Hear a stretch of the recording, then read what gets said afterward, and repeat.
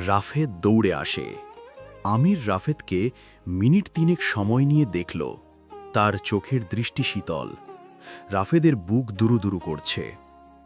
আমির শান্ত স্বরে জিজ্ঞেস করল, কেমন আছো? রাফেদ চমকে যায়। সে হতভম্ব। বেশ খানিক সময় নিয়ে উত্তর দিল, ভালো আছি স্যার।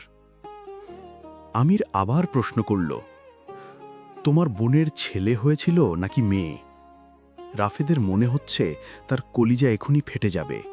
তার চোখ দুটি মার্বেলের মতো গোল গোল হয়ে যায়। সে কণ্ঠে বিস্ময় নিয়ে বলল, ছেলে মেয়ে দুটোই। ভুরুকুচকে আমির জানতে চাইল, যমজ? রাফেদ মাথা নেড়ে সম্মতি জানাল, জি স্যার। আমির সরাসরি রাফেদের চোখের দিকে তাকিয়ে বলল, তুমি মুক্তি চাও? রাফেদ বিস্ময়ের চরম পর্যায়ে। আমির ভাবলেশীন মুখে আবার বলল, যদি চাও তাহলে আজ থেকে তুমি মুক্ত। রাফেদের মাথায় যেন আসমান ভেঙে পড়ে। সে ধপ করে মেঝেতে বসে পড়ল, অস্থির হয়ে পড়ে। তার অনুভূতি এলোমেলো হয়ে যায়। সে আমিরের দুই পা জড়িয়ে ধরে কেঁদে দিল। আর্তনাদ করে বলল, স্যার স্যার, আমি মারা যাচ্ছি। আমির আদেশের স্বরে বলল, পা ছাড়ো রাফেদ।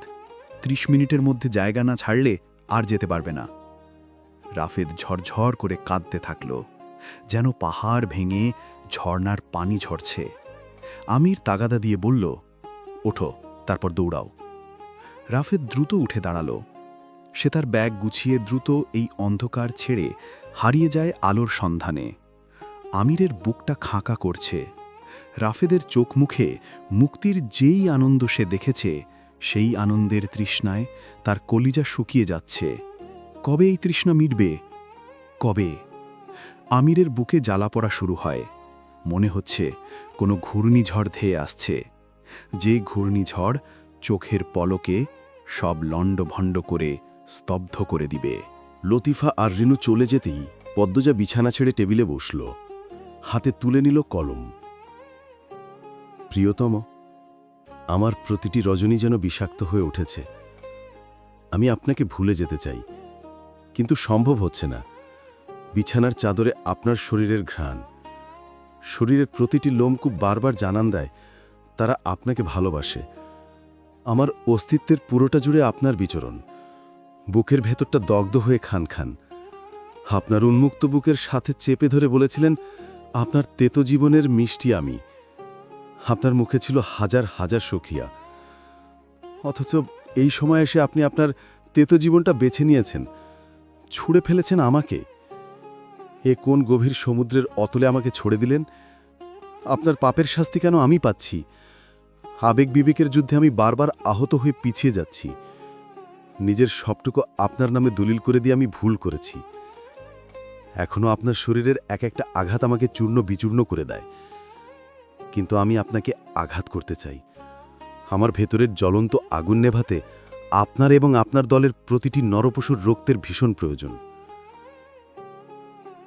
এতটুকু লিখে পদ্মজা থামল। তার দুই চোখ বেয়ে জল পড়ছে, আর লেখার শক্তি পাচ্ছে না।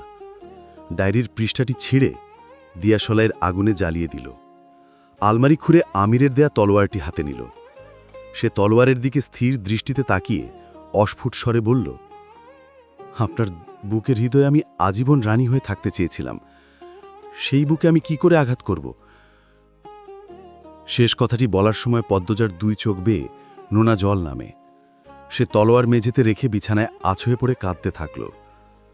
আমির যে পাশে সবসময় শুতো, সেই জায়গাটা জড়িয়ে ধরার চেষ্টা করে, কিন্তু হায়, কোথায় মানুষটার উষ্ণ বুক, যে বুক মুখে গুজে পদ্মজা তার সব কষ্ট ভুলে যেত। রবিবার, তীব্র শীতের সকাল। সময় তখন ৮টা।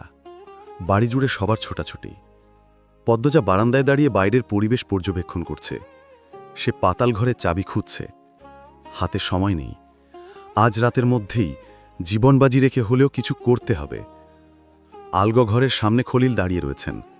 মাথায় উলের টুপি, লম্বা গোঁচ, মগাকে ধমকে কাজ বুঝাচ্ছেন। চারিদিকে উৎসব উৎসব আমেজ। দুপুরের নামাজের পর স্কুলের মাঠে সমাবেশ। আলগা ঘরে এবং বাইরে শত শত কম্বল আর শীতবস্ত্র। হাওলাদা হারাম টাকায় লোক দেখানোর নাটক করতে চলেছে। পদ্মজা মনে মনে ব্যঙ্গ করে হাসল। রিদওয়ান অন্দরমহল থেকে বের হয়ে খলিলের পাশে এসে দাঁড়াল। তার পরনে কালো রঙের পাঞ্জাবি, গায়ের রং ফর্সা, তাই কালো রঙের পাঞ্জাবিতে তাকে সুদর্শন দেখাচ্ছে। রিদওয়ান লতিফার কাছে শুনেছে কয়দিনের মধ্যে নাকি রিদওয়ানের বিয়ে। কার সাথে বিয়ে কেউ জানে না, তবে এটা নিশ্চিত কোনো অভাগীর জীবন দুর্বিষহ হতে চলেছে। রিদওয়ান আর খলিল কি বিষয়ে কথা বলছে তা পদ্মজার কানে আসার কথা নয়, তবুও সে সেদিকে তাকিয়ে আছে। কিছুক্ষণ পর সেখানে উপস্থিত হয় আমির। আমির এদিক ওদিক দিকে খলিলকে উদ্দেশ্য করে বলল, আমি বেরিয়ে যাচ্ছি, ফিরতে আগামীকাল ভোর হয়ে যাবে। আবারও বলে যাচ্ছি, পদ্মজার গায়ে হাত তো দূরে থাক, কারো চোখও যেন না পড়ে। রিদওয়ান নির্বিকার কণ্ঠে বলল, তোর 2 চামচারে বলে যা পদ্মজার ওপর ভালো করে খেয়াল রাখতে। পাতালে তো কোনো মেয়ে নাই, তাই চিন্তা নাই, তবে কাউকে কিছু যেন বলে না আর আমাদের ওপর তেড়ে না আসে। আমির কঠোর হুকুমের সুরে উত্তর দিল, তেড়ে আসলেও কিছু বলবি না, সুন্দর করে সামলাবি। রিদওয়ান তীব্র বিরক্তি নিয়ে বলল, ধুর, এই মাইয়ারে কতদিন এইভাবে রাখবি, হুদাই ভেজাল। আমির রেগে রিদওয়ানের দিকে 1 পা বাড়াল। খলিল পরিস্থিতি পাল্টাতে দ্রুত রিদওয়ানের বুকে ধাক্কা দিয়ে বলল, যা কইতাছে হন, বাবু তুই যা, তোর বউরে কেউ কিছু করব না। আমির রিদওয়ানের চোখের দিকে তাকালো। চোখের দৃষ্টি দিয়ে সে রিদওয়ানকে সাবধান করে দিল। তারপর জায়গা ছাড়ল। অন্দরমহলে ঢোকার পূর্বে চোখ পড়ে 2য় তলার বারান্দায়। পাংশুটে মুখ করে দাঁড়িয়ে আছে পদ্মজা। এক মুহূর্তের জন্য হলেও ভেতরের অনুভূতিগুলো পাল্টে যায়। সে দৃষ্টি সরিয়ে দ্রুত অন্দরমহলে প্রবেশ করল। পদ্মজা ঠায় সেখানেই দাঁড়িয়ে রইল। আমির ঘরে এসে শার্ট জ্যাকেট খুলে গোসলখানায় ঢোকে। তাকে ঢাকা যেতে হবে, হাতে সময় আছে, তবুও সে আজই মেয়েগুলোকে সরিয়ে দেখছে। সে নিশ্চিত পদ্মজা চেষ্টা করবে মেয়েগুলোকে বাঁচাতে। আবারও মুখোমুখি হতে হবে দুজনকে। 31টা মেয়ে জোগাড় হয়ে গেছে যখন, আর রাখার মানে নেই। সে ঝুঁকি নিতে চায় না। পদ্মজা কি মনে করে দ্রুত পায়ে ঘরে আসলো। বিছানায় আমিরের শার্ট দেখে বুঝতে পারে আমির গোসলখানায় আছে। তাৎক্ষণিক পদ্মজা ভাবল, আমিরের শার্টের পকেটে তল্লাশি করা সাবি, যদি চাবি পাওয়া যায়। যেমন ভাবা তেমন কাজ। চাবির কথা মনে পড়তেই আমির গোসলখানার দরজা খুলল। পদ্মজা শার্টের পকেটে একটা চাবি খুঁজে পায়। তার মুখে আনন্দ ছড়িয়ে পড়ে। পুরো দৃশ্য আমিরের চোখে পড়ে। সে দরজা বন্ধ করে দেয়। পদ্মজার হাত থেকে চাবি ছিনিয়ে নেওয়ার বিন্দুমাত্র ইচ্ছে নেই তার। এই চাবি আর পদ্মজার কাজে লাগবে না। সে পাতাল ঘরে গিয়ে কিছু খুঁজে পাবে না। আমির নিশ্চিন্তে গোসল শেষ করল। পদ্মজা চাবি নিয়ে রান্নাঘরে চলে আসে। সেখানে লতিফা, রিনু, আমিনা সহ আরও 3-4 জন রান্না করছে। সমাবেশ শেষে আলোকঘরে ভোজ আয়োজন হবে, তারই প্রস্তুতি চলছে। খলিল হাওলাদারের 2 মেয়ে শাহানা আর শিরিনও আজ আসবে। পদ্মজা কাজ করার বাহানায় লতিফার কাছে গিয়ে বসল। লতিফা পদ্মজাকে দেখে হাসল, তারপর কাজে মন দিল। বেশ কিছুক্ষণ অপেক্ষার পর পদ্মজা সুযোগ বুঝে লতিফাকে ফিসফিসি অনুরোধ করল, উনি বেরিয়ে গেলে আমাকে বের হতে সাহায্য করো বুবু। লতিফা চোখ বড় বড় করে তাকায়। সে অবাক হয়ে চাপা স্বরে প্রশ্ন করল, কুই যে বা? পদ্মজা পিছনে ফিরে তাকায়। আমিনা থালা বাসন পরিষ্কার করছেন। পদ্মজা আমিনার দিকে তাকিয়ে হাসল। তারপর লতিফাকে উদ্দেশ্য করে নিচু স্বরে বলল, পাতালে যাব। লতিফার হাত থেকে চামচ পড়ে যায়। ঝনঝন শব্দ হয়। শব্দ শুনে উপস্থিত সবাই উৎসুক হয়ে তাকায়। লতিফা দ্রুত চামচ তুলে নিল। সবার দিকে চেয়ে হাসি বিনিময় করে পদ্মজাকে শঙ্কিত কণ্ঠে জিজ্ঞেস করল, চাবি কই পাইবা? পদ্মজা আত্মবিশ্বাসের সাথে উত্তর দিল, পেয়ে গেছি, তুমি শুধু সুযোগ করে দাও। লতিফার চোখে মুখে ভয় বাসা বাঁধে, যা স্পষ্ট। সে ভয় পাচ্ছে আমির জেনে গেলে তার জীবন শেষ। পদ্মজা সবাইকে আরও একবার এক নজর দেখে নিয়ে লতিফাকে আশ্বস্ত করে বলল, ভালো কাজের জন্য জীবন উৎসর্গ করা সম্মানের বুবু। লতিফা দ্রুত সিদ্ধান্ত নিল, সে রাজি। পদ্মজা তার ঘরে ফিরে আসে। সিঁড়ি দিয়ে ওঠার সময় আমির নিচে নামছিল। দুজন কেউ কারোর দিকে তাকায়নি, যেন কেউ কাউকে চেনে না। পদ্মজা ঘরে প্রবেশ করে দ্রুত দরজা বন্ধ করে দেয়। তারপর হাতে তুলে নিল ছুরি। লতিফা আলোক ঘরে গিয়ে খোঁজ নেয়। আমির, মজিদ, রিদওয়ান কেউ বাড়িতে নেই। খলিল আলোকঘরের বারান্দায় 3 জন লোকের সাথে কোনো বিষয়ে আলোচনা করছে। লতিফা দ্রুত এসে পদ্মজাকে পরিস্থিতি জানায়। পরিস্থিতি গুছানো। এবার পদ্মজার পিছনে আঠার মতো লেগে থাকা 2 জন লোককে সরানোর পালা। পদ্মজা আবার রান্নাঘরে আসে। 2 জন লোক সদর ঘরে দাঁড়িয়ে রয়েছে। তাদের উপস্থিতি দেখে কেউ ভাববে না এরা কাউকে নজরে রাখার জন্য পিছু পিছু ঘোরে। পদ্মজা লতিফাকে ইশারা করতেই লতিফা 2 জন লোককে উদ্দেশ্য করে সহজ গলায় জিজ্ঞেস করল, আপনারা খাইবেন না? তারা সত্যি অনেক ক্ষুধার্ত। আবার রান্নাঘর থেকে মাংসের ঘ্রাণ আসছে। সেই ঘ্রাণে খিদে যেন বেড়েই যাচ্ছে। 2 জন সম্মতি জানায় তারা খাবে। লতিফার চোখের ইশারায় পদ্মজাকে বেরিয়ে যেতে বলে। তারপর 2 জন ক্ষুধার্ত পাহারাদার কবজি ডুবিয়ে খেতে থাকে। পদ্মজা তাদের অগোচরে বেরিয়ে পড়ে। বাইরের চারপাশ দেখে দ্রুত জঙ্গলে ছুটে আসে। জঙ্গলের পথ তার চেনা, তাই পাতাল ঘরের কাছে আসতে বেশি সময় লাগেনি। আল্লাহর নাম নিয়ে সে পাতালে প্রবেশ করে। তার হাতের চাবি প্রবেশদ্বার খুলতে সক্ষম হয়। পদ্মজা এক হাতে শক্ত করে ধরে ছুরি। রক্ত ও স্বাগতম দরজার মাঝ বরাবর এসে সে থমকে যায়। কেউ নেই, সবকিছু চুপচাপ, নির্জন। সে এখন যেখানে দাঁড়িয়ে আছে তার পাশের দেয়ালে চাবুক ছিল, তাও নেই। পদ্মজা থম মেরে কতক্ষণ দাঁড়িয়ে রইল। মেয়েগুলো আছে তো? প্রশ্নটা মাথায় আসতেই পদ্মজার বুকে ধড়াস করে কিছু যেন পড়ে। সে দৌড়ে রক্ততে প্রবেশ করল। উন্মাদের মতো প্রতিটি ঘর দেখল, কেউ নেই। তার শরীর বেয়ে ঘাম ছোটে। রক্তের কোথাও কোনো চাবুক, ছুরি, রামদা, কুড়াল কিছু নেই। এখানে যে অনাচার ব্যভিচার হতো তার কোনো প্রমাণই নেই। পদ্মজা স্বাগতম দরজা পেরিয়ে সবকটি ঘরে তন্ন তন্ন করে অসহায় মেয়েগুলোকে খোঁজে, কিন্তু কোথাও কেউ নেই। যখন নিশ্চিত হলো এখানে কেউ নেই, তার হাত থেকে ছুরি পড়ে যায়। 2 হাতে মাথা চেপে ধরে ধপ করে মেঝেতে বসে পড়ে। চোখ ফেটে জল বেরিয়ে আসে। আমির তার চোখে ধুলো দিয়ে প্রতিটি মেয়েকে সরিয়ে দিয়েছে। পদ্মজার তীব্র যন্ত্রণা হতে থাকে। সে মেয়েগুলোকে বাঁচাতে পারেনি। আফসোস আর আত্মগ্লানি তাকে চেপে ধরে। মেয়েগুলোর ছটপটানি, বাঁচার অনুরোধ কানে বাঁচতে থাকে। দাঁতে দাঁত চেপে বসে থাকে পদ্মজা। তার মনে হচ্ছে তার মাথায় অনেক ভারী একটা বোঝা। নিজের প্রতি খুব রাগ হয়। সে কাঁদতে থাকল। শাড়ি খামচে ধরে কাঁদতে কাঁদতে সে আর্তনাদ করে উঠল, আমি পারিনি, আমি এই ব্যর্থতা কোথায় লুকাবো আল্লাহ? পদ্মজার কান্না দেয়ালে দেয়ালে বাড়ি খেয়ে পুরো পাতালপুরীতে প্রতিধ্বনিত হতে থাকে। সমাবেশে বাড়ির মেয়ে বউদের যাওয়া আবশ্যক। এটা হাওলাদার বংশের আরেক রীতি। পরিবারের সবাই সেখানে উপস্থিত থাকবে। শাহানা, শিরিন তৈরি। তারা নিচতলায় অপেক্ষা করছে। পদ্মজা তার ঘরে স্তব্ধ হয়ে পালঙ্কে বসে আছে। লতিফা হন্তদন্ত হয়ে ঘরে প্রবেশ করে তাগাদা দিল, ও পদ্ম, বোরকা পিন্দনি কেন? জলদি করো। পদ্মজা লতিফার দিকে তাকালো। তার চোখের চারপাশ লাল, চোখে ফলা ফলা ভাব। সে আত্মগ্লানিতে তলিয়ে যাচ্ছে। বারবার মনে হচ্ছে সে চাইলে পারত মেয়েগুলোকে বাঁচাতে। সুযোগ ছিল। সত্যিকারের অর্থে তার সুযোগ ছিল না। পেছনের প্রতিটি নিঃশ্বাস সাক্ষী সে প্রতি মুহূর্তে মেয়েগুলোর কথা ভেবেছে, আপ্রাণ চেষ্টা করেছে, হন্য হয়ে চাবি খুঁজেছে। ভেবেছিল আরও 2-3 দিন হাতে আছে। আমির এত দ্রুত 31টা মেয়ে অপহরণ করে ঢাকা নিয়ে চলে যাবে সে ভাবেনি, খুনাক্ষরেও ভাবেনি। ভাবলেও কাজ হতো না। কিন্তু এসব কিছুই পদ্মজার মাথায় আসছে না। সে সমান তালে নিজেকেই দোষী ভেবে যাচ্ছে, মানসিক যন্ত্রণায় হারিয়ে যাচ্ছে অন্য জগতে। হঠাৎ রিদওয়ান ঘরে এসে বিরক্তি নিয়ে উঁচু গলায় প্রশ্ন করল, কি হলো? পদ্মজা এখনও তৈরি হয়নি কেন? আমাদের তো বেরোতে হবে।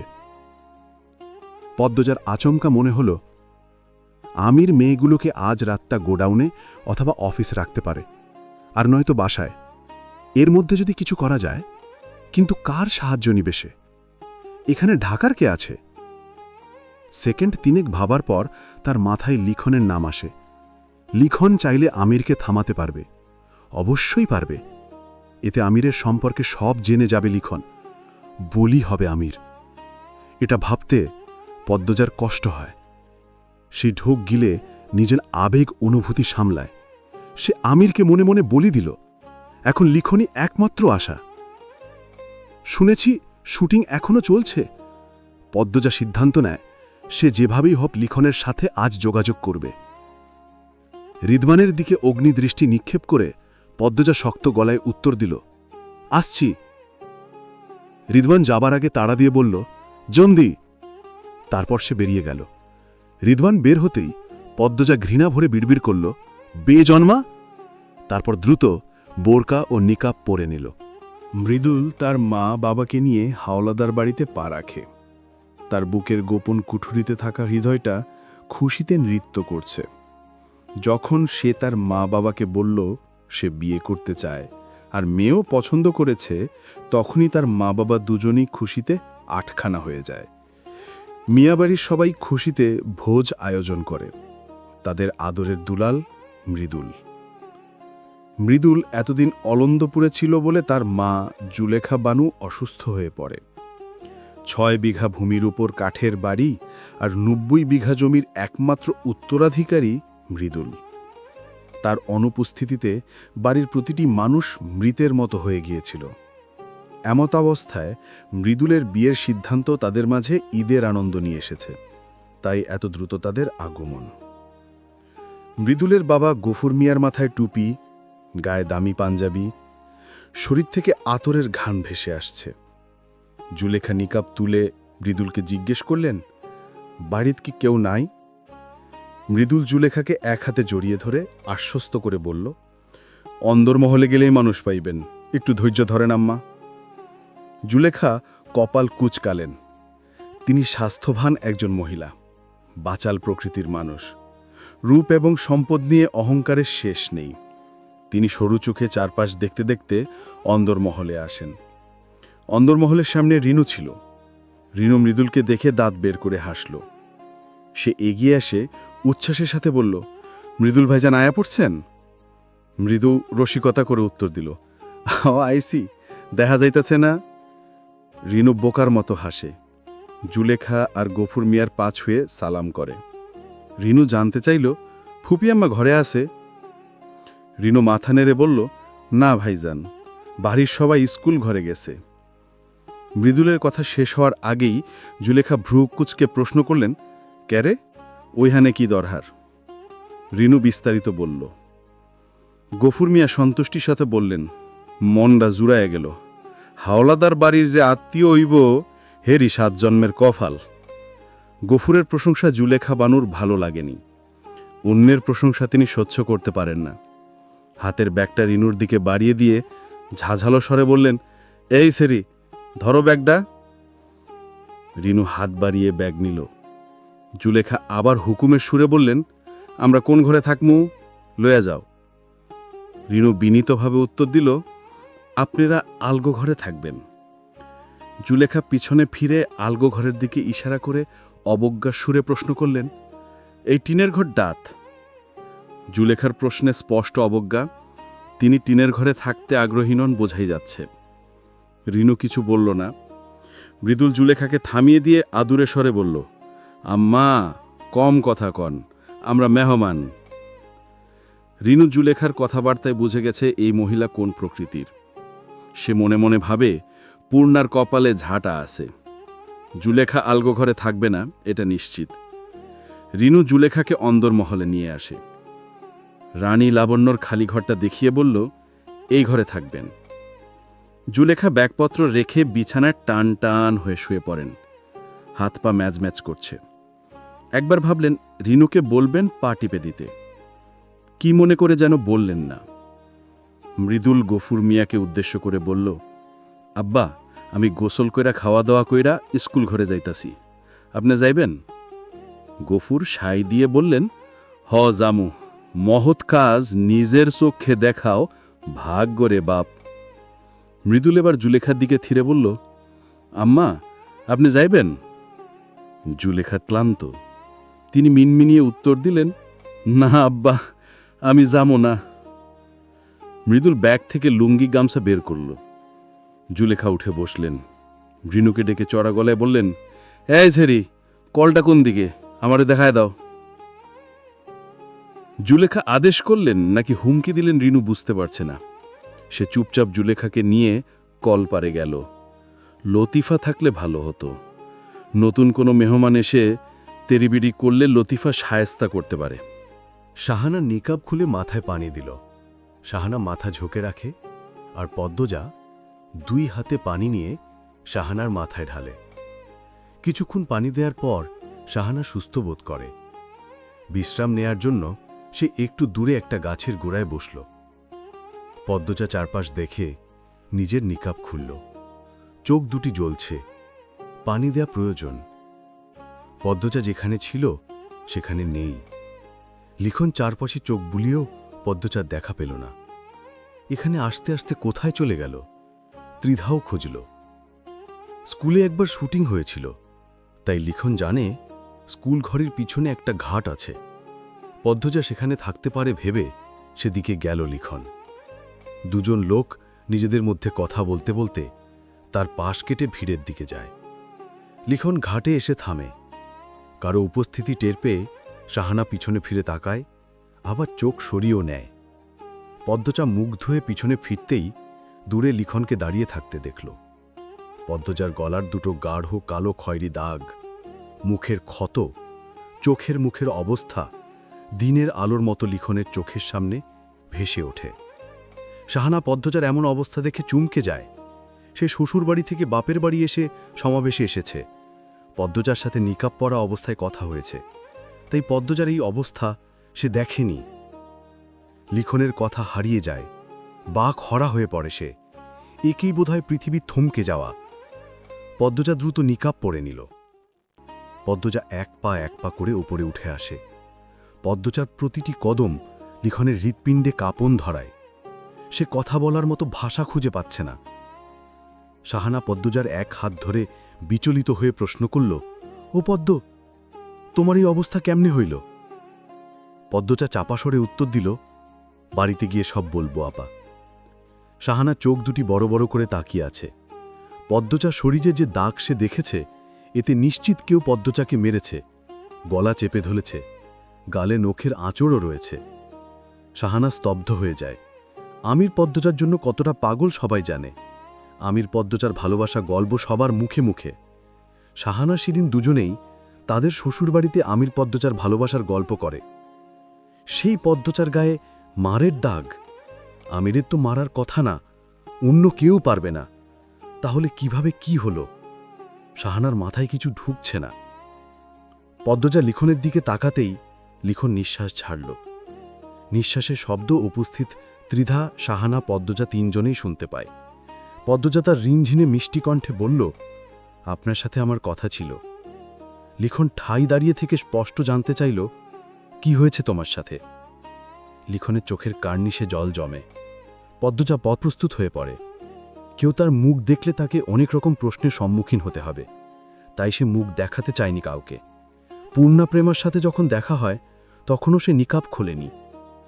লিখন এক পা এগিয়ে এসে আবার প্রশ্ন করল, কে মেরেছে?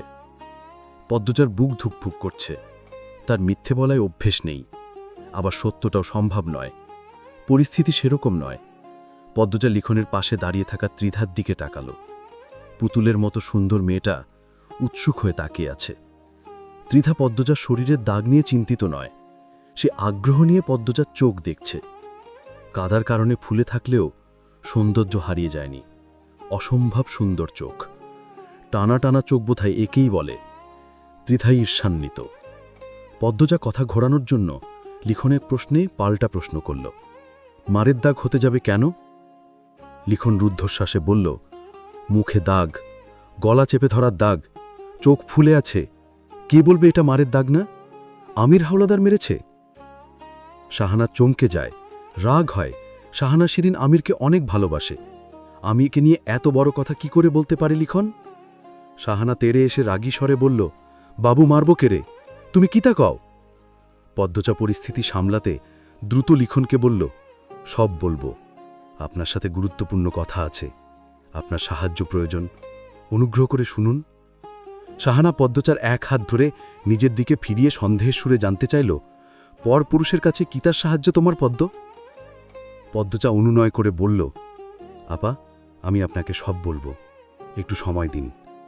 পদ্মজাকে পাহারা দেয়া দুজন লোকের নাম হাবু আর জসিম। হাবু জসিমকে একা একা দূরে দাঁড়িয়ে থাকতে দেখে রিদওয়ান পদ্মজাকে খুঁজতে লাগল।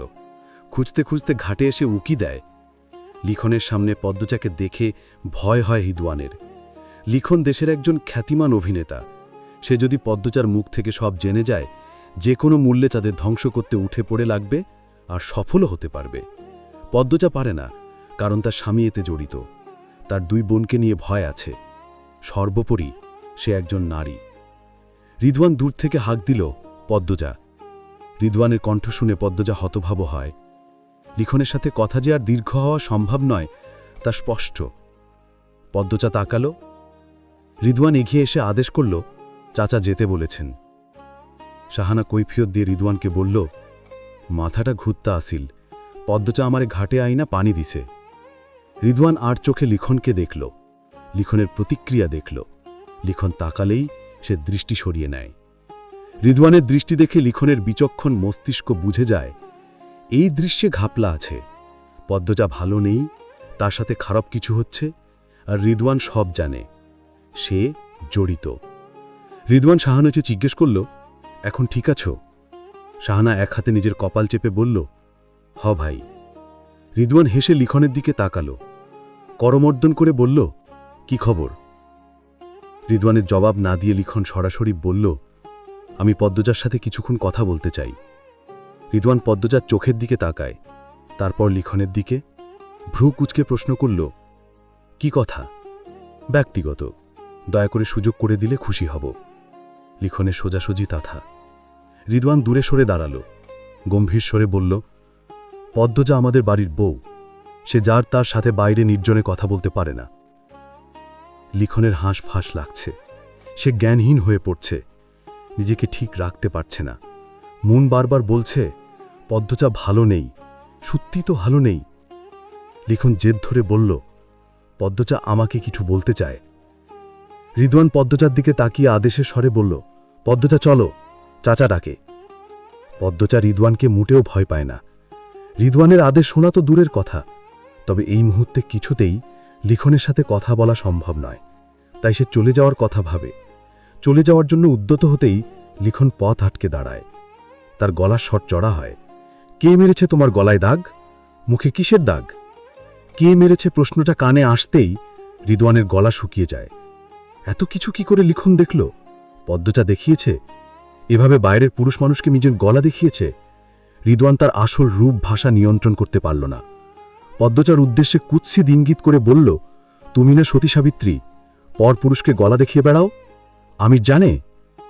লিখনের মাথা চড়ে যায়। সে শেষ কবে নিজের ব্যক্তিত্ব নিয়ন্ত্রণ হারিয়েছে সে জানে না, তবে আজ হারিয়েছে। তার কাছে পরিষ্কার, পদ্মজা অত্যাচারিত, তার উপর জুলুম করা হয়। লিখন রিদওয়ানের শার্টের গলা চেপে দাঁতে দাঁত চেপে বলল, মুখ সামলিয়ে কথা বলুন। রিদওয়ান লিখনকে ধাক্কা দিয়ে দূরে সরিয়ে দিল। লিখনের ঝাঁকড়া চুল কপালে ছড়িয়ে পড়ে। রিদওয়ান সতর্ক করে বলল, অন্যের বউয়ের উপর নজর দেয়া বন্ধ করুন, পদ্মজা চাবাও। রিদওয়ান পদ্মজার হাত চেপে ধরে। পদ্মজা এক ঝটকায় রিদওয়ানের হাত ছড়িয়ে দিয়ে ঝাঁঝালো স্বরে বলল, আমি একাই যেতে পারি। তারপর লিখনকে উদ্দেশ্য করে বলল, কথা বাড়াবেন না, আমাকে যেতে দিন। লিখন কারোর কথা শুনতে রাজি নয়। সে তার ধৈর্য, ব্যক্তিত্ব থেকে সরে এসেছে। লিখন আবারও পদ্মজার পথ আটকাল। ব্যাকুল হয়ে প্রশ্ন করল, কাকে ভয় পাচ্ছ তুমি? আমাকে বলো। শাহানা নিজেও অবাক পদ্মজার অবস্থা দেখে, কিন্তু লিখনের পদ্মজাকে নিয়ে বাড়াবাড়ি তার ভালো লাগছে না। অন্য পুরুষ কেন তাদের বাড়ির বউয়ের জন্য এত আকুল হবে? শাহানা কর্কশ কণ্ঠে লিখনকে ধমক দিয়ে বলল, আপনি পথ ছাড়েন না কেন? অন্যের বাড়ির বউরে এমনি আটকানি ভালো মানুষের কাম না। লিখনের চোখ মুখে অসহায়ত্ব স্পষ্ট। অন্যের বাড়ির বউ, অন্যের বউ, এই শব্দগুলো কেন পৃথিবীতে এসেছে? সহ্য করা যায় না। রিদওয়ান লিখনকে ধাক্কা দিয়ে সরাতে চাইল। লিখন রিদওয়ানের হাত ধরে ফেলে। রিদওয়ানের মুখের কাছে গিয়ে লিখন চাপা স্বরে হুমকি দিল, পদ্মজা আমার হৃদয়ের যত্নে রাখা জীবন্ত ফুল। তার গায়ে আঘাত করার সাহস যে করেছে তাকে আমি টুকরো টুকরো করব। লিখনের হুমকি রিদওয়ানের গায়ে আগুন ধরিয়ে দেয়। সে আমিরকে সহ্য করে, কারণ আমির ঠান্ডা মাথার খুনি, চোখের পলকে যে কাউকে ধ্বংস করে দিতে পারে। সবচেয়ে বড় কথা, পাতাল ঘর, বাড়ি, অফিস, গোডাউন সবকিছুর একমাত্র মালিক আমির। তাই রিদওয়ান রাগ নিয়ন্ত্রণের চেষ্টা করে। তাই বলে সাধারণ জগতের একজন অভিনেতার হুমকি সহ্য করবে? কিছুতেই নয়। রিদওয়ান লিখনের চোখে আগুন চোখে তাকিয়ে বলল, এসব সিনেমায় গিয়ে বলুন, নাম বাড়বে। লিখন রিদওয়ানকে ছেড়ে পদ্মচার দিকে মুখ করে দাঁড়ালো, সাহস দিয়ে বলল, পদ্মচা, তুমি তো ভীতু না? ভয় পেও না, আমাকে বলো, কি হয়েছে তোমার সাথে? পদ্মচার অসহায় বোধ করে বলল, আমি কাউকে ভয় পাচ্ছি না, আপনার সাথে পরে কথা বলবো। রিদওয়ান পদ্মচার দিকে তেড়ে এসে প্রশ্ন করল, পরে কিসের কথা? রিদওয়ান পদ্মজার মুখের উপর ঝুঁকেছে বলে লিখনের রাগ বাড়ে। সে রিদওয়ানের পিঠের শার্ট খামচে ধরে। সঙ্গে সঙ্গে রিদওয়ান লিখনের মুখ বরাবর ঘুষি মারল। ত্রিধা, পদ্মজা, সাহানা চমকে যায়। ত্রিধা আতঙ্কে লাল হয়ে যায়। সে দৌড়ে এগিয়ে আসে। লিখন তার ঘোলা চোখ দিয়ে রিদওয়ানের উপর অগ্নিবর্ষণ করে। সেও রিদওয়ানকে তার ঘুষি ভিড়িয়ে দেয়। দুজন মারামারির পর্যায়ে চলে যায়। ত্রিধা, পদ্মজা কেউ থামাতে পারে না। আর কিছু সময় এভাবে চললে কেউ একজন খুন হয়ে যাবে। সাহানা চিৎকার করতে করতে স্কুলের সামনে ছুটে যায়। তার চিৎকার শুনে উপস্থিত মানুষদের মাঝে হট্টগোল শুরু হয়। শৃঙ্খলা ভেঙে যায়। মজিদ, খলিল ছুটে আসে স্কুলের পিছনে। পরিচালক আনোয়ার হোসেন লিখনকে মারামারি করতে দেখে খুব অবাক হন। সবাই মিলে লিখন ও রিদওয়ানকে থামালো। তারপর দুজনকে নিয়ে স্কুলের সামনে আসে। উপস্থিত মানুষরা উৎসুক হয়ে তাকিয়ে আছে। গুরুজনরা জিজ্ঞাসা করে তারা কেন মারামারি করছিল। মজিদ হাত তুলে সবাইকে থামালেন। তারপর রিদওয়ানের দিকে তাকালেন। রিদওয়ান চোখের ইশারায় কিছু বলছে, কিন্তু মজিদ বুঝতে পারেননি। তিনি রিদওয়ানকে কঠোর স্বরে জিজ্ঞাসা করলেন, কি সমস্যা রিদওয়ান? এমন অসভ্যতামির মানে কি? রিদওয়ান বাঁকা চোখে উপস্থিত মানুষদের দেখল। সবাই তাকিয়ে আছে। আজ কেলেঙ্কারি হয়েই যাবে নিশ্চিত। রিদওয়ান মাথা নিচু করে নিজেকে নির্দোষ প্রমাণ করার ভান করে বলল, লিখন পদ্মজার পথ আটকাচ্ছিল। রিদওয়ানের কথা শুনে মানুষদের মুখ থেকে লিখনের উদ্দেশ্যে ছি বেরিয়ে আসে। লিখন হতবাক হয়ে যায়। হতবাক হয় পূর্ণা, প্রেমা, প্রান্ত, পদ্মজা। মজিদ লিখনকে জেরা করার শিরে প্রশ্ন করলেন, রিদওয়ান যা বলছে সত্য? লিখন পদ্মজার চোখের দিকে তাকালো। তারপর দৃঢ় কণ্ঠে উত্তর দিল, সত্য। কিন্তু পদ্মজার গলায়, মুখে দাগ দেখেছি। গলায় যে দাগ, সেই দাগ দেখে বোঝা যায় তার গলাকেও চেপে ধরেছিল। মুখে ক্ষত, নখের আঁচড়, চোখ ফোলা। আমরা শুধু জানতে চাইছিলাম এসব কি করে হয়েছে, কে মেরেছে? লিখনের কথা শুনে মজিদের মাথা ঘুরে যায়। আমির বলেছিল পদ্মজাকে সমাবেশে না আনতে, এতে সমস্যা হতে পারে। মজিদ আমিরের কথায় গুরুত্ব দেননি। ভেবেছেন পদ্মজা গ্রামে আছে, সবাই জানে। আর গত সমাবেশে তিনি বলেছিলেন পরবর্তী সমাবেশে আমির বা পদ্মজা বিতরণ করবে শীতবস্ত্র।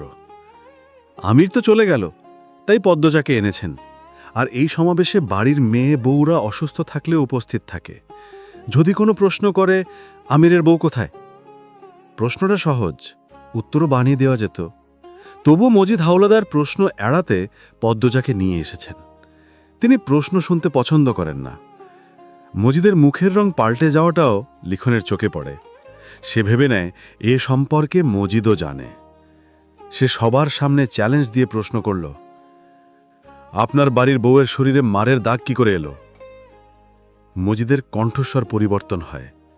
তিনি কাট কাট স্বরে পাল্টা প্রশ্ন করলেন, তুমি কি করে দেখেছ? লিখন উত্তর দিল, পদ্মজা ঘাটে নিকাব খুলে, মুখে পানি। মজিদ দ্রুত লিখনের কথায় বাধা দিয়ে বললেন, তুমি বাড়িতে এসো, এ নিয়ে কথা হবে। মজিদ ভেতরে ভেতরে ভয়ে জমে গিয়েছেন।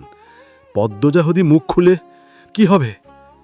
এখানে মজিদের প্রতিপক্ষরাও রয়েছে, তারা সুযোগ নেবে। লিখন কিছু একটা বলতে চেয়েছিল।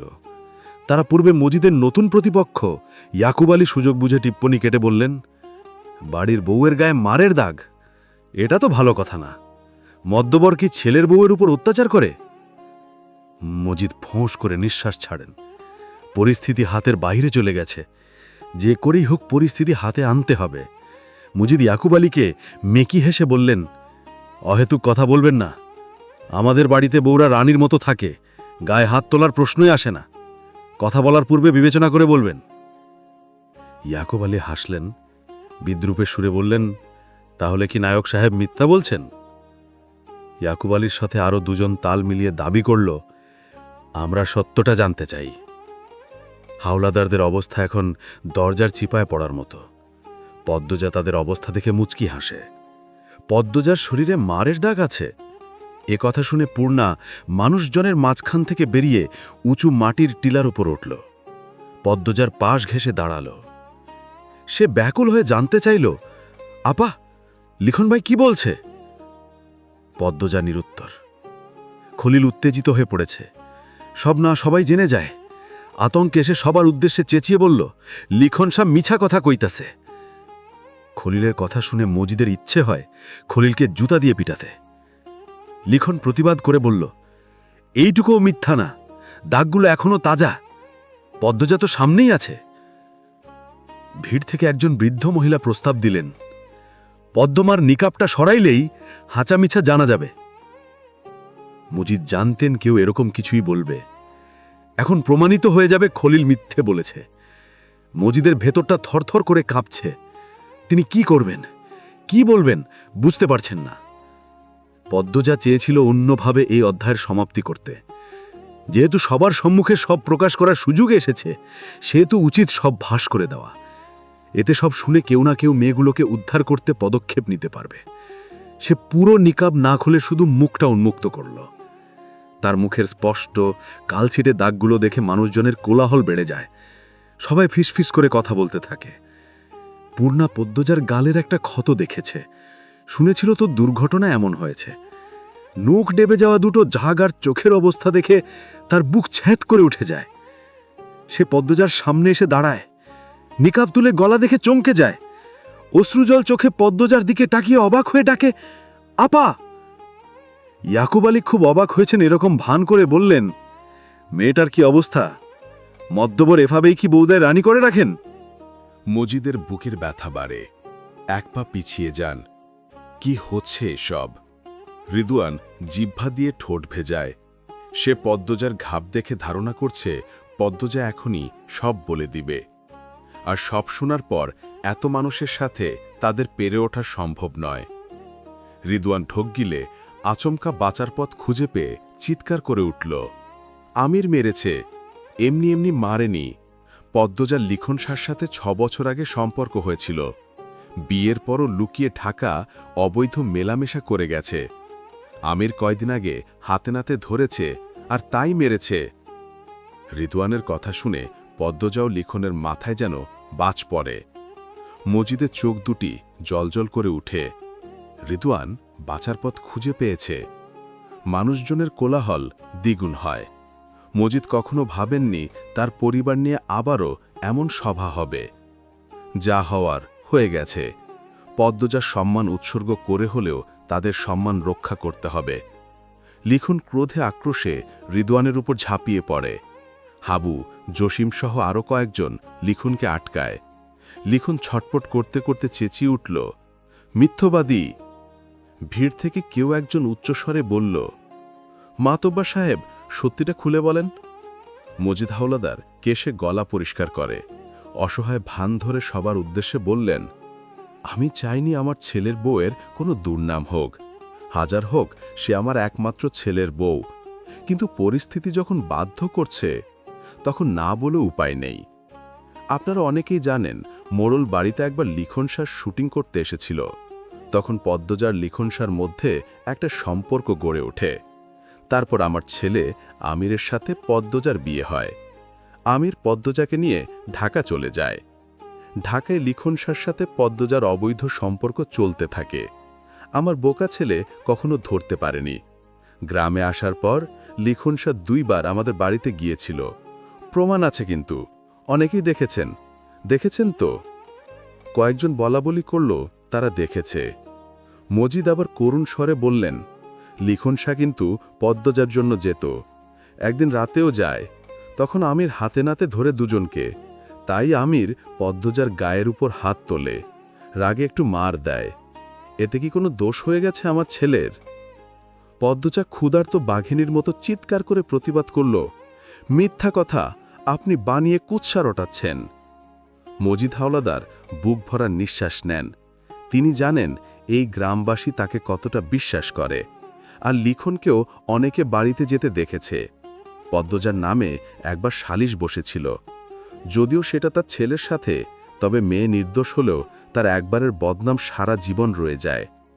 তিনি সবার সামনে 2 হাত তুলে শান্ত স্বরে বললেন, আমার আর কিছু বলার নেই, বিশ্বাস অবিশ্বাস আপনাদের উপর। লিখন হাবুয়ান জসিমকে আঘাত করল। রিদওয়ান লিখনকে চেপে ধরে। রিদওয়ানের ইশারায় আরও কয়েকজন লিখনকে জাপটে ধরে। পরিচালক আনোয়ার হোসেন মাথা নিচু করে ফেলেন। মজিদ হাওলাদার মিথ্যা বলবেন না, তিনি মহৎ মানুষ। লিখন একটা মেয়ের জন্য পাগল, সেটা তিনিও জানতেন। মজিদের কথা অবিশ্বাস করার কারণ নেই, তবে তিনি লিখনকে সৎ চরিত্রের ছেলে ভাবতেন। মুহূর্তে পরিস্থিতি পাল্টে যায়। দ্বিতীয়বারের মতো পদ্মজার চরিত্রে ছি ছি ধিক্কার ছুঁড়ে মারে গ্রামবাসী। কেউ যেন গায়ে হাত দিতে না পারে, আত্মরক্ষার জন্য পদ্মজা কোমরে ছুরি খুঁজল। ছুরি নেই। সে অসহায় হয়ে পড়ে।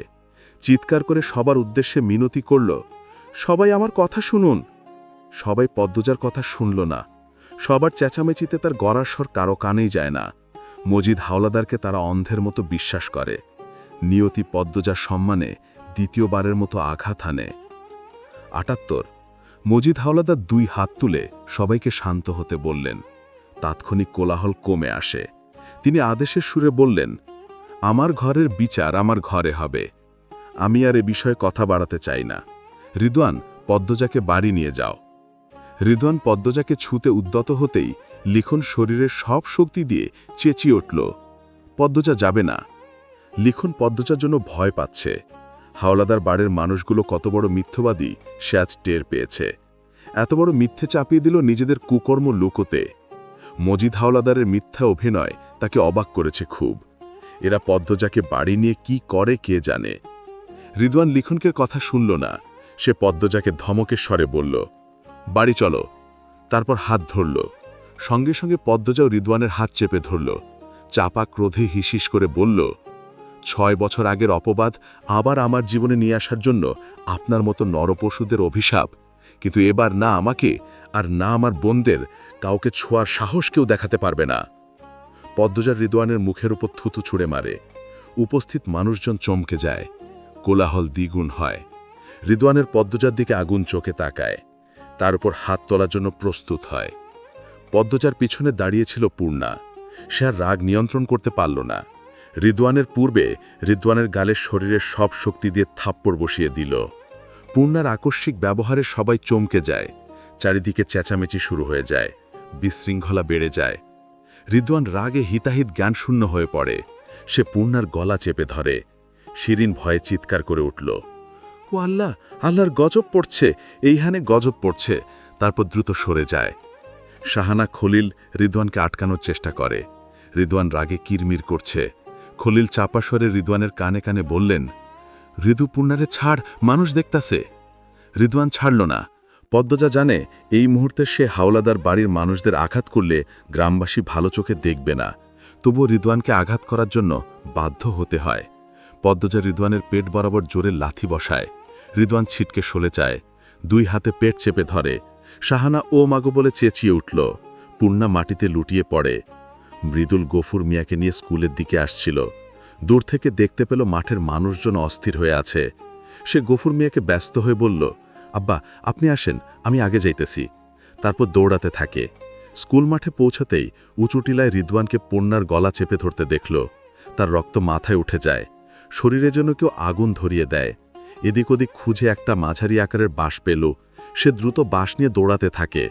এক হাতে লুঙ্গি ধরে, যা হাঁটু অবধি উঠে আসে। মৃদুলের দৌড়ের গতিতে অনেক মানুষ ধাক্কা খেয়ে উল্টে পড়ে। মৃদুলের দৃষ্টি রিদওয়ানের দিকে। তার মস্তিষ্ক এলোমেলো। মজিদ পরিস্থিতি সামাল দিতে দ্রুত পদ্মজা রিদওয়ানের মাঝখানে গিয়ে দাঁড়ালেন। চিৎকার করে বললেন, কি হচ্ছে, কি হচ্ছে, থামো সবাই। কিন্তু কোনো কিছুই থামল না। মৃদুলের উপস্থিতি সব লণ্ডভণ্ড করে দিল। সে বাঘের মতো লাফিয়ে ওঠে টিলার উপর। বাঁশ দিয়ে রিদওয়ানকে আঘাত করতে গিয়ে শাহানা, খলিল সহ আরও 2 লোককে আঘাত করে বসে। মজিদ দ্রুত টিলা ছেড়ে সরে যান। মৃদুল খুব রাগী। মৃদুলের এলাকার অনেকে মৃদুলকে মাথা খারাপ বলে। সে কখনো বুদ্ধি দিয়ে কিছু করে না, সবসময় ক্রোধকে মূল্য দেয়। রাগের বশে কখন কি করে নিজেও জানে না। মানুষজন ছোটাছুটি করে পালাতে থাকে। শুধু মৃদুলের হুঙ্কার শোনা যায়। ক্রোধ তাকে উন্মাদ করে দিয়েছে। সে রিদওয়ানকে উদ্দেশ্য করে গর্জে উঠল, জারজের বাচ্চা, তুই কার গায়ে হাত দিস? তোর আজ আমি মাটির ভিতর গাঁটটা ফেলমু। আশেপাশে ছড়িয়ে থাকা মজিদ হাওলাদারের লোকেরা মৃদুলকে ধরতে দৌড়ে আসে। ত্রিধা ভয়ে দূর থেকে 2 হাত মুখে ঠেকে ফোপাচ্ছে। আনোয়ার হোসেন ত্রিধার পাশে গিয়ে দাঁড়ালেন। ত্রিধার মাথায় হাত রাখলেন। আনোয়ার হোসেনের দিকে তাকিয়ে ত্রিধা মাটিতে বসে হাউমাউ করে কেঁদে উঠে বলল, লিখুনকে কেন ছাড়ছে না ওরা? আনোয়ার হোসেন টিলার উপর চোখ রেখে অসহায় স্বরে বললেন, জানি না মা, কি হচ্ছে বুঝতে পারছি না। কেউ খুন হয়ে যাবে এখানে। লিখন যে কেন এসবে জড়িয়ে পড়ল? আনোয়ার হোসেনের কণ্ঠে আফসোস। ত্রিধা মাটিতে বসে, তার কলিজা ছিঁড়ে যাচ্ছে। 4-5 জন লোক লিখনকে জাপটে ধরে রেখেছে। লিখন ছটফট করছে ছুটার জন্য। এই দৃশ্য সে সহ্য করতে পারছে না। পদ্মজা পূর্ণাকে বুকের সাথে চেপে ধরল। পূর্ণা ভালো করে নিঃশ্বাস নিতে পারছে না। পদ্মজার বুক জ্বলছে। পূর্ণার কষ্ট তাকে পুড়িয়ে দিচ্ছে। মৃদুল রাগে আকাশ কাঁপিয়ে চিৎকার করছে। হৃদয়নকে ধরতে পারলে সে চিবিয়ে খেয়ে ফেলবে, কিন্তু পারছে না। টিলার ওপর 15-20 জনের একটা জটলা লেগে যায়। হাতাহাতি ধস্তাধস্তি চলে বিরতিহীনভাবে। মজিদ চোখের চশমাটা ঠিক করে ঠান্ডা মাথায় ভাবলেন, এই মুহূর্তে পরিস্থিতি হাতে আনা ভীষণ জরুরি, নয়তো অনেক বিপদ ঘটে যেতে পারে। তিনি তার ডান হাত রমজানকে ডেকে ফিসফিসিয়ে কিছু বললেন। মিনিট 2-এর মধ্যে জটলার মাঝখান থেকে একটা আর্তচিৎকার ভেসে আসে। শব্দ তুলে লিখন শাহ দেহ লুটিয়ে পড়ে মাটিতে। তার পিঠ থেকে রক্তের ধারা নামছে। মৃদুল আকস্মিক লিখনকে এভাবে পড়তে দেখে চমকে যায়। হৃদবান লিখনকে আহত হতে দেখে মজিদের দিকে তাকালো। তার মুখ রক্তাক্ত। মৃদুল এতজনকে উপেক্ষা করেও তাকে আঘাত করতে সক্ষম হয়েছে। মজিদ ইশারায় হৃদয়নকে কিছু একটা বুঝালেন। হৃদয়ান তাৎক্ষণিক পদ্মজাকে খুঁজল। দেখল পদ্মজা মাটিতে পড়ে আছে, তার চোখ দুটি বোজা। মজিদের একটা পদক্ষেপ পুরো পরিস্থিতি পাল্টে দিল। লিখন হয় মারা যাবে, নয়তো অনেকদিন হাসপাতালে পড়ে থাকবে। আর পদ্মজাকে একবার বাড়ি নিয়ে যেতে পারলেই হলো, আর মুক্তি পাবে না। রমজান দ্রুত ঘাটে গেল, রক্তমাখা ছুরি আর হাতের রুমাল নদীতে ছুঁড়ে ফেলল। এশারে রাজান পড়ছে। পদ্মজা ধীরে ধীরে চোখ খুলল, নিজেকে নিজের ঘরে আবিষ্কার করল। মাথা ব্যথা করছে খুব। সে এক হাতে কপাল চেপে ধরে। তখনই দুপুরের সব ঘটনা মনে পড়ে যায়। পূর্ণার মাথায় হাত বুলিয়ে দিচ্ছিল সে। তখন কে যেন পিছন থেকে মুখে কিছু একটা চেপে ধরে। তারপর আর কিচ্ছু মনে নেই। পদ্মজা দ্রুত উঠে বসে, জুতো না পরেই ঘর ছেড়ে বেরিয়ে আসে। সিঁড়ি দিয়ে নামার সময় লতিফার দেখা পেল। লতিফা পদ্মজাকে দেখে অবাক হয়ে প্রশ্ন করল, কই যাইতাছো তুমি? পদ্মজা ব্যস্ত হয়ে বলল, পূর্ণা কোথায়? পূর্ণার কাছে যাব। পূর্ণা তো উপরে।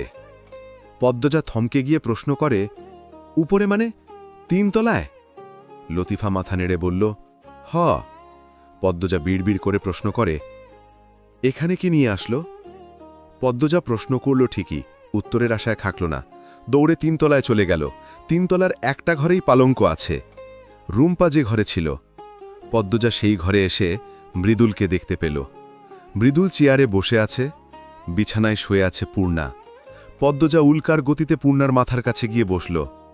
মৃদুল পদ্মজাকে দেখে সংকুচিত হয়ে বলল, পূর্ণা ভালা আছে ভাবি। পদ্মজা উৎকণ্ঠা নিয়ে জানতে চাইল, ও কি অজ্ঞান? মৃদুল তাকে আশ্বস্ত করে বলল, না, ঘুমাইতাছে।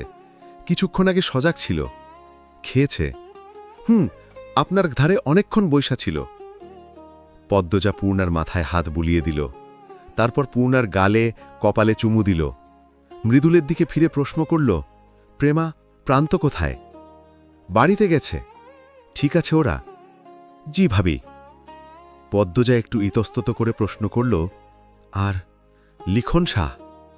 লিখন শাহের কথা শুনে মৃদুল চুপ হয়ে যায়। পদ্মজা আশঙ্কা জড়িত কণ্ঠে আবার প্রশ্ন করে, উনি কোথায়? কেমন আছেন? মৃদুল মাথা নত করে ভারাক্রান্ত স্বরে বলল, ভাবি, ভিড়ের মাঝে কেউ একজন ভাইরে ছুরি মারছে। পদ্মজা এক হাতে নিজের মুখ চেপে ধরে, তারপর কাঁপা স্বরে প্রশ্ন করে, বেঁচে আছে? মৃদুল অসহায়ভাবে উত্তর দিল, জানি না ভাবে, হাসপাতালে নিয়ে গেছে সবাই। পুলিশ আইছিল বিকালে। পদ্মজার চোখে এই জল টলমল করে ওঠে। মানুষটা এতদিন তাকে নিঃস্বার্থভাবে ভালোবেসে গেছে, ধৈর্য ধরে থেকেছে, কঠিন ব্যক্তিত্বের আড়ালে তার জন্য ভালোবাসা যত্ন করে রেখেছে। পদ্মজা সবকিছু জানে, সব জেনেও সে কিছু করতে পারেনি। ভালো তো করতে পারল না, উল্টে তার জন্য ক্ষতি হয়ে গেল। পদ্মজার চোখ থেকে এক ফোঁটা জল গড়িয়ে পড়ে। দ্রুত সে জল মুছে ফেলল। আফসোস হচ্ছে, ঘাটে কথা বলা একদম ঠিক হয়নি। মেয়েগুলো হাতছাড়া হয়ে গেছে ভেবে সে চঞ্চল হয়ে উঠেছিল, আর লিখনও আজ এত উত্তেজিত হয়ে পড়েছিল। সব ভাগ্যে লেখা ছিল, তাই হয়তো হয়েছে, কখনো হায়-হুতাশ করতে নেই। তাই পদ্মজা সিদ্ধান্ত নিল সে লিখনের জন্য 2 রাকাত নফল নামাজ আদায় করবে, যেন সে সুস্থ হয়ে ওঠে। লিখনের জন্য পদ্মজার প্রার্থনা করার দায়িত্ব। পদ্মজার কাছে এইটুকু অধিকার লিখনের আছে। পদ্মজা উঠে দাঁড়াল, তারপর মৃদুলকে অনুরোধের স্বরে বলল, পূর্ণা ঘুমাক তাহলে, দেখে রাখবেন, আমি আসছি। মৃদুল মাথা নেড়ে সম্মতি জানাল। আচ্ছা ভাবি। পদ্মজা ঘর ছেড়ে বেরিয়ে গেল। মৃদুল দরজার বাইরে তাকিয়ে রইল। পদ্মজাকে তার অনেক প্রশ্ন করার আছে। লিখন পদ্মজার নামে যে অপবাদ দেয়া হয়েছে সেটা যে মিথ্যা তা মৃদুলের চেয়ে ভালো কে জানে। সে নিজের চোখে দেখেছে লিখন সাহার কষ্ট, পদ্মজার সম্মান রক্ষার্থে নিজের অনুভূতি লুকিয়ে রাখার প্রচেষ্টা, একটু কথা বলার আশায় ছটফট করা। এত বড় মিথ্যা অপবাদ হাওলাদার বাড়ির মানুষেরা কেন দিল? আর পদ্মজার গায়ের দাগগুলো, সেগুলোই বা কিসের? আমির হাওলাদার কোথায়? মৃদুলের ভাবনার সুতো ছিঁড়ে যায় লতিফার আগমনে। লতিফা খাবারের প্লেট টেবিলের উপর রাখল, তারপর মৃদুলকে উদ্দেশ্য করে বলল, পূর্ণার খাওন দিয়া গেছি, আর আমনের আম্মা কইছে নিচে যাইতে। মৃদুল খাবারের দিকে না তাকিয়েই বলল, একটু পরে যামু। আম্মা আব্বায় খাইছে? খাইছে। অন্যরা খায় নাই? লতিফা উত্তর দিল, সবাই খাইছে, ঋদু ভাইজানে বাড়িত নাই। রিদুয়ানের নাম শুনতেই মৃদুলের চোয়াল শক্ত হয়ে যায়। সে দাঁতে দাঁত চেপে ঘৃণা ভরে গালি দেয়, কুড়ের বাচ্চা লুকাইছে। লতিফা আর চোখে মৃদুলকে দেখল।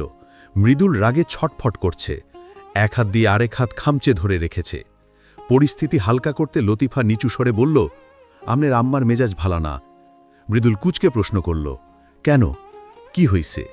কইতে পারি না, আমনের আব্বার লোকে চিল্লাইতে হুনছি। মৃদুলকে চিন্তিত হতে দেখা যায় না। তার আম্মা একটু বদরাগী, সবসময় চেঁচামেচি করে, এতে সে অভ্যস্ত।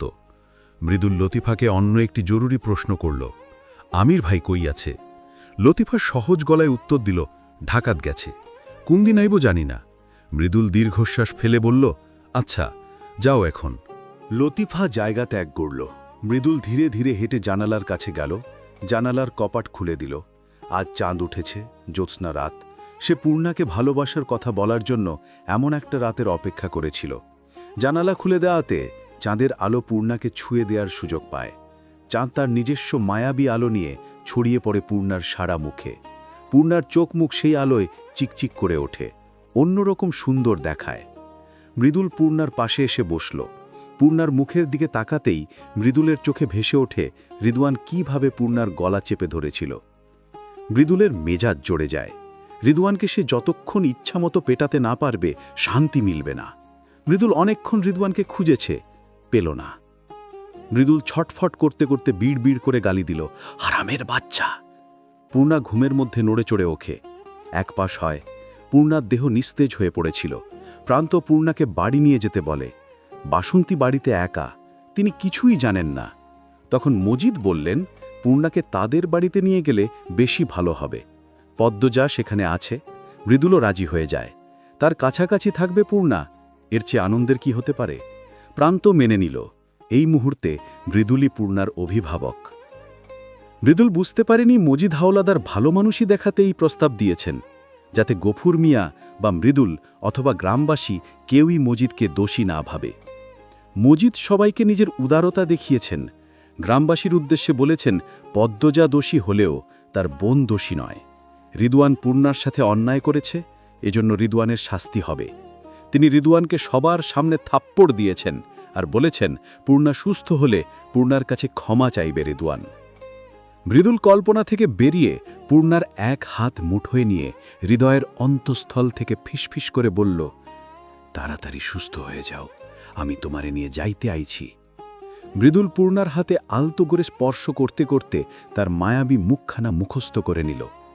মৃদুলের ইচ্ছে হচ্ছে পদ্মজার মতো পূর্ণার কপালে চুমু এঁকে দিতে, কিন্তু সেই বৈধতা বা সাহস তার নেই। সে পূর্ণার এক হাত শক্ত করে ধরে রাখল। পদ্মজা ঘরে প্রবেশ করতেই মৃদুল বিজলির গতিতে পূর্ণার হাত ছুঁড়ে ফেলে। তারপর সঙ্গে সঙ্গে পূর্ণার ঘুম ভেঙে যায়। মৃদুল এত জোরে হাত ছুঁড়েছে, ঘুম তো পালানোরই কথা। পদ্মজা অবাক হয়ে মৃদুলকে দেখল। এত ভয় পাওয়ার কি হলো? পূর্ণা চোখ খুলে পদ্মজাকে দেখে খুব খুশি হয়। সে দ্রুত উঠে বসল। পদ্মজা পূর্ণার পাশে গিয়ে বসে। পূর্ণা শক্ত করে পদ্মজাকে জড়িয়ে ধরে ডাকল, আপা। পদ্মজা মৃদু হেসে উত্তর দিল, বোন আমার। তারপর পূর্ণার দুই গালে হাত রেখে আদর করে জানতে চাইল, কষ্ট হচ্ছে? পূর্ণা মৃদুলকে দেখল, তারপর পদ্মজাকে আশ্বস্ত করে বলল, না আপা। মৃদুল উসকুস করতে করতে কিছুটা অপ্রস্তুত হয়ে বলল, আমি তাইলে যাই ভাবি, ওইখানে পূর্ণার খাবার আছে। পদ্মজা মাথা নেড়ে সম্মতি দিল। মৃদুল দরজার বাইরে গিয়ে পূর্ণার দিকে তাকালো একবার। পূর্ণার বদলে সে পদ্মজাকে তাকিয়ে থাকতে দেখল। মৃদুল জোরপূর্বক হেসে দ্রুত জায়গা ছাড়ল। রাতের আধারে চারদিকে নেমে এসেছে নিস্তব্ধতা। শাহানা ঘুমানোর চেষ্টা করছে, পারছে না। মৃদুলের অনিচ্ছাকৃত আঘাতের ডান হাতের বাহু ফুলে গেছে। হাড়ে তীব্র ব্যথা, হাত নাড়ানো যাচ্ছে না। শাহানা বিড়বিড় করে বিলাপ করছে, আল্লাহ গো, আল্লাহ এত বেদনা ক্যারে দিস তুমি, ক্ষমাইয়া দাও আল্লাহ। ঘুমের ঘোরে শিরিন শাহানার হাতের উপর উঠে পড়ে। শাহানা আল্লাহ গো বলে চিৎকার করে উঠল। শিরিনের ঘুম ভেঙে যায়। সে লাফিয়ে উঠে বসে, তার চোখে মুখে ভয়। শাহানার হাত ধরতে চাইলে শাহানা ব্যথায় চিৎকার করে উঠল, ছুবি না আমারে, ডাইনি, মাইরা দিশে আমারে গো। শিরিন অপরাধী স্বরে বলল, আমি দেখি না আপা। শাহানা ধমক দিয়ে বলল, তুই কথা কইবি না। শাহানার চোখ মুখ কুচকানো, সে প্রচণ্ড রেগে আছে। ধীরে ধীরে বিছানা থেকে নামল। শিরিন প্রশ্ন করল, কই যাও? শাহানা পূর্বেশ্বরেই বলল, মুততে যাই। শাহানার ঝাড়ি খেয়ে শিরিন আর কথা বলল না। সে অন্যদিকে ফিরে শুয়ে পড়ল। শাহানার টয়লেটে যাওয়ার পথে অন্দরমহলের ফাঁকফোকর দিয়ে আসা জ্যোৎস্নার আলোয় একটা পুরুষ অবয়বকে হাঁটতে দেখল। শাহানা ভয় পেয়ে যায়। পুরুষ অবয়বটি শাহানাকে দেখে দাঁড়িয়ে পড়ে, শাহানার দিকে এগিয়ে আসে। শাহানা ভয়ার্ত স্বরে প্রশ্ন করল, তুমি কেলা? মৃদুলের মুখটা ভেসে ওঠে। সে হেসে বলল, আপা, আমি। মৃদুলকে দেখেই শাহানার মেজাজ তুঙ্গে উঠে। সে চোখ রাঙিয়ে গালি দিয়ে বলল, কুত্তার বাচ্চা, তুই আমার সামনে আইবি না, লুলা বানায় দিছস আমারে। মৃদুল কাতর স্বরে বলল, ছোট ভাইয়ের লগে এমন করবা? আমি তো তোমারে দেখি নাই, ইচ্ছা কইরা মারি নাই। শাহানার রাগে বলল, এই তুই যা, সামনে থেকে সর। শাহানা গজগজ করতে করতে টয়লেটের দিকে চলে যায়। মৃদুল ঠোঁট উল্টে শাহানার যাওয়া দেখে, তারপর সিঁড়ির দিকে তাকালো। তার ঘুম আসছে না একটুও। পূর্ণার কথা খুব মনে পড়ছে। ইচ্ছে হচ্ছে জ্যোৎস্নার আলো সারা গায়ে মেখে অনেকক্ষণ গল্প করতে। কোনো এক অদৃশ্য যন্ত্রণা বুকে হেঁটে বেড়াচ্ছে। অন্য দিনের তুলনায় পূর্ণাকে একটু বেশিই যেন মনে পড়ছে। বুকটা ফাঁকা ফাঁকা লাগছে, অস্থিরতায় রুহ ছটপট করছে। মৃদুল 3 বার বিসমিল্লা বলে 3 বার বুকে ফুঁ দিল। তারপর আর কিছু না ভেবে তৃতীয় তলায় উঠে আসে। সে সিঁড়িতে দাঁড়িয়ে থাকে। বুকের ভেতর কেউ বুঝি ঢোল পিটাচ্ছে। সে শুনতে পাচ্ছে। মিনিটের পর মিনিট সে এক জায়গায় ঠায়ে দাঁড়িয়ে রইল।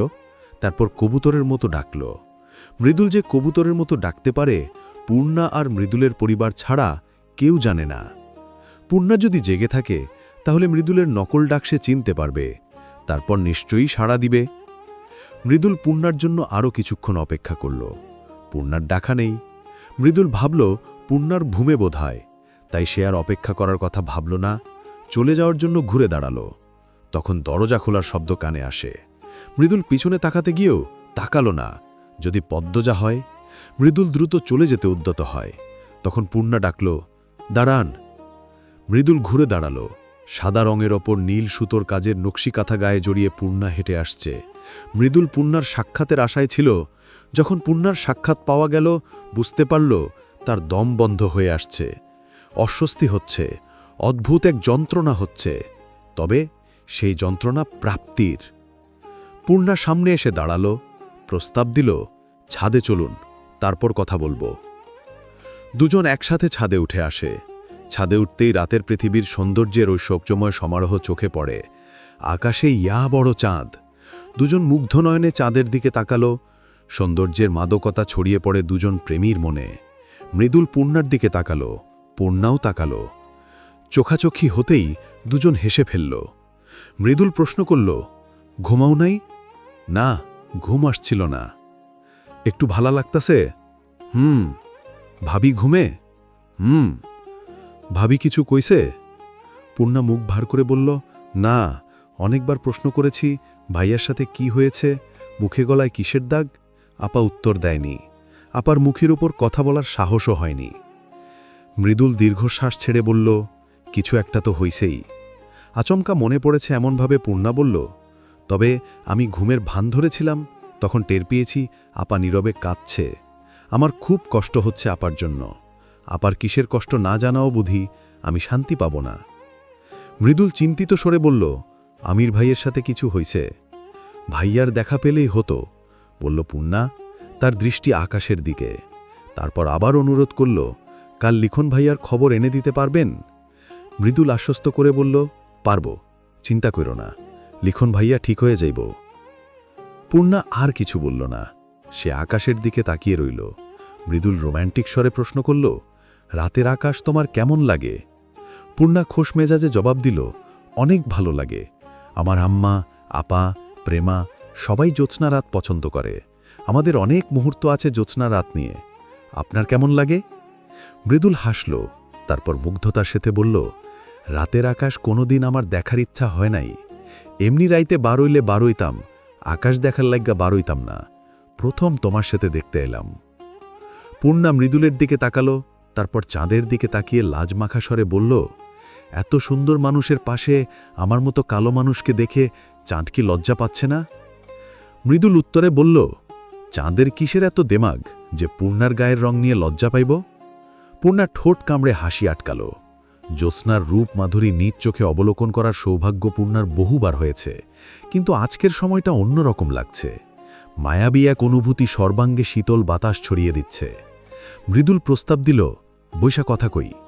কোথায় বসব? ছাদ তো কুয়াশায় ভেজা। মৃদুল চট করে তার লুঙ্গি খুলল।